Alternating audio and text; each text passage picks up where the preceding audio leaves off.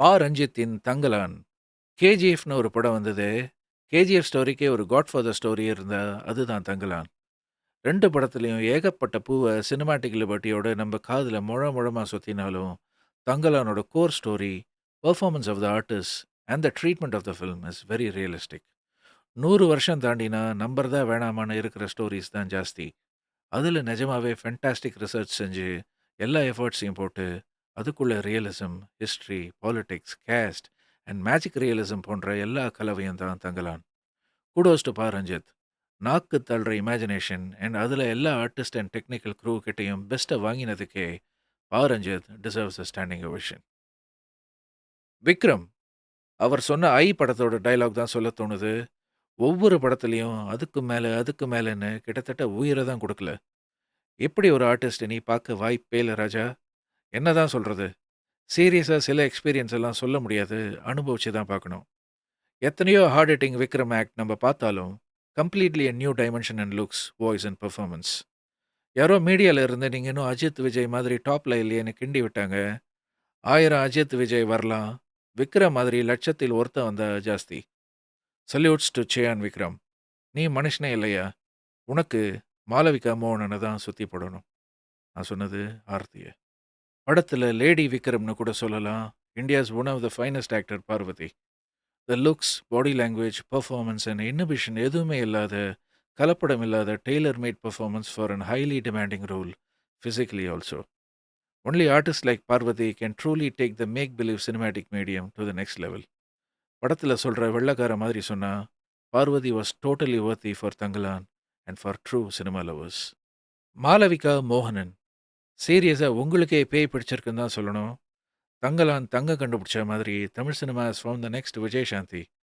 For your good looks, grace and performance, you definitely have a long way to go. You have done your career best performance with such intensity.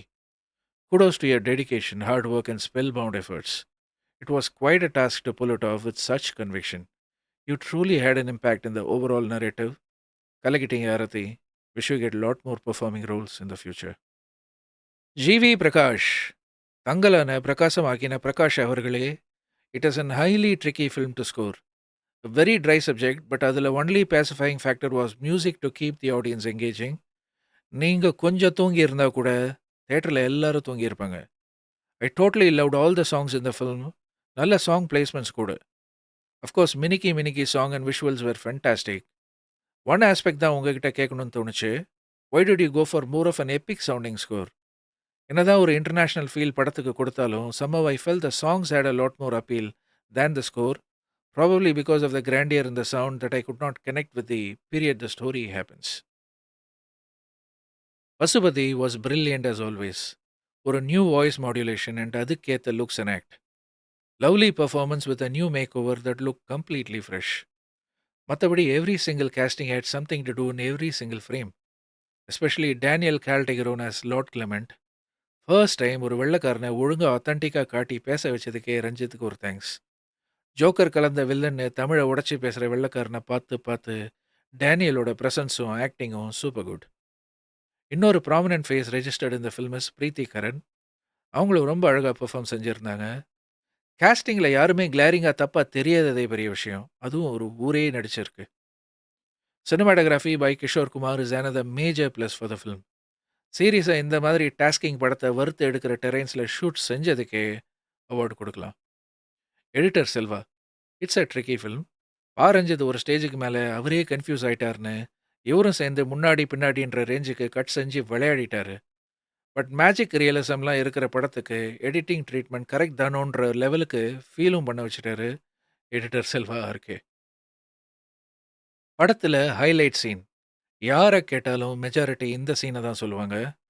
First time ஊர் பெண்கள் எல்லாம் blouse போட்ட எக்ஸ்பீரியன்ஸை shoot செஞ்ச விதமும் சரி, பார்வதி பிரீத்தி அந்த ஊர் மக்கள் எக்ஸைட்மெண்ட்டை காட்டின விதமும் சரி, it was the most memorable scene in Thangalaan. எவ்வளவு இருந்தும் கம்ப்ளைண்ட் பண்ணிகிட்டே இருக்கும் சொசைட்டிக்குள்ள பேர் நெசசிட்டிஸ் கிடைச்சதுக்கே கொண்டாடின நம்ம மக்களோட லைஃப் மூமெண்ட்ஸை ரொம்ப பொயட்டிக்காக காட்டின சீன் அது. Now the negatives. இந்த மாதிரி ஹிஸ்டாரிக் ஸ்டோரிஸ்லாம் தெளிவாக புரியணும்னா முதல்ல பேசுறது புரியணும். அதுவே ஒரு பெரிய drawback for the audience to get fully involve in the film. Tamil படத்துக்கே தமிழில் சப்டைட்டில்ஸ் போடுற மாதிரி தான் இருந்தது. Of course live dubbing had a lot more realism, but it had its own drawback கூட.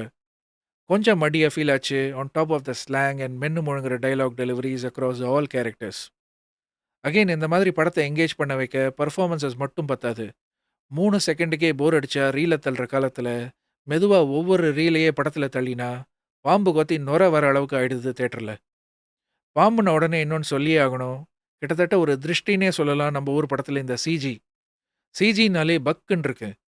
பாம்பு, பீகாக் எல்லாம் வருது. கொஞ்சம் டேமேஜிங்கா தான் இருந்தது. பட் பிளாக் பேந்தர் ஃபைட், எருமை சேஸ்லாம் வருதே, சீரியஸா டோட்டல் டிசாஸ்டர்.